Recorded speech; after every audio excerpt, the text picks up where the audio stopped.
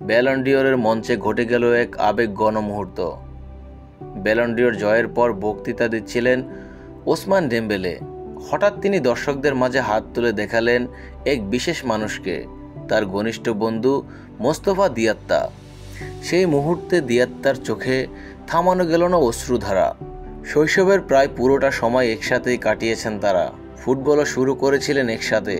তবে শেষ পর্যন্ত কেবল ডেম্বেলেই বড় মঞ্চে আলো ছড়াতে পেরেছেন। আর সে কারণেই নিজের সেরা অর্জনটি উৎসর্গ করলেন শৈশব সাথীকে। মোস্তফার জন্য ডেম্বেলের আবেগঘন কথা ছিল, যার সাথে আমাদের সম্পর্ক শুরু 4-5 বছর বয়স থেকে। সবসময় সে আমার পাশে থেকেছে, আমাকে সমর্থন দিয়েছে, সবসময় বলতো একদিন আমি পৃথিবীর সেরা হব আর আমরা সবসময় একসাথেই থাকব। এই কথাগুলো শুনে কান্না থামাতে পারেননি মোস্তফা দিয়াত্তা। জীবনের সবচেয়ে গুরুত্বপূর্ণ দিনে বন্ধু ডেম্বেলের পাশে ছিলেন তিনি।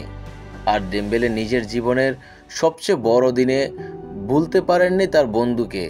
এটাই সেই বন্ধুত্ব যা আজীবন টিকে থাকে।